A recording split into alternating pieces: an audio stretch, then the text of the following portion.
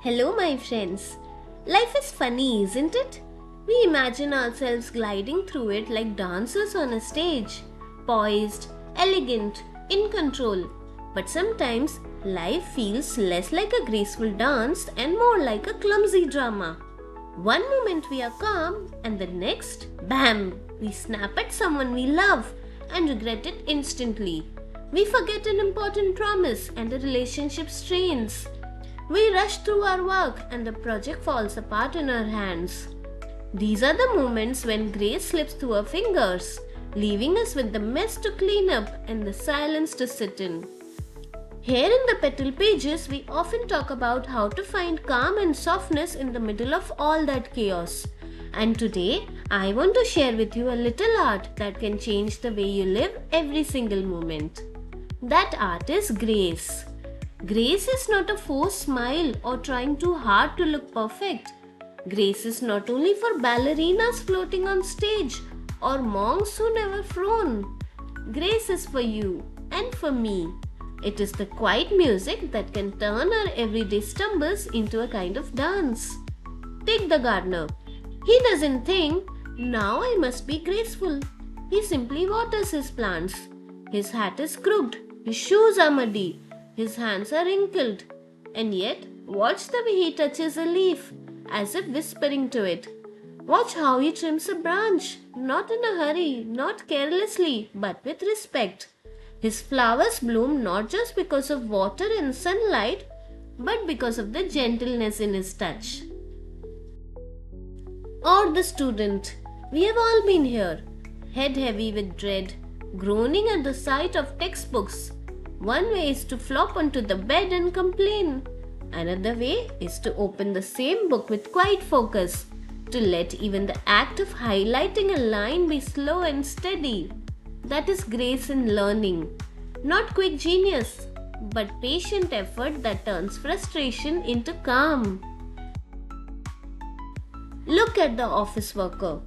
Poor soul, emails buzzing, coffee gone cold, papers piling up like a mountain. Most of us type as if the world is ending. But there is another way. To type like one plays the piano. Fingers flowing, each word written with intention. The desk is no longer a battlefield but an instrument of order. That is grace in work. Not escaping the rush but bringing calm into it. And yes, even at home, a mountain of laundry can feel like punishment. Yet there is someone who folds each shirt as though smoothing the creases of life itself.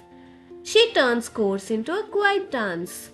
A playful little sock might peek from the basket, but she smiles and carries on, graceful in her care. The artist knows this too. Grace is not only in the painting that hangs on the wall. It is in the way the brush is washed, the colors mixed, even the pencil sharpened. To sharpen a pencil without thought is just a task. To sharpen it with care is meditation. And the footballer? Strength and speed matter, but the real beauty of the game is not in the loud kick. It is in the way the ball moves with the player, almost like it belongs to him. The crowd feels a quiet awe not because he runs the fastest, but because his movements look like poetry in motion. And then the bow. So simple, so small. A bend at the waist, a lowering of the eyes. Yet in that gesture lies humility, respect, presence. A bow is a reminder that grace is not about rising higher than others. Sometimes it is about lowering yourself with dignity. But let me tell you something. Grace is not only in the things we finish beautifully. Sometimes grace is in what we leave unfinished. We live in a world obsessed with completion. Finish the project, finish the book, finish the story. But not everything in life is meant to be tied up neatly. Some pages are meant to end mid-sentence. Some colors are meant to stay unblended. Think of a dancer. Her art is not only in the steps she takes, it is in the pauses, the moments, when her foot lingers in the air, when silence enters the rhythm. Think of a musician. If she played without rest, without silence, the music would be noise. It is the gap between notes that makes the song alive. Even a painter knows, leave some space empty, and that space give the whole picture its meaning. In our lives too, there are letters we never send, conversations that trail off, dreams we leave half-built. We often feel guilty about them, as though incompleteness means failure. But sometimes the most graceful thing we can do is to bow to the unfinished, to say, "This is enough for now. The rest will find its time." Grace is not about squeezing everything out of a moment. Grace is knowing when to let the moment be. So yes, there is grace in folding laundry with love.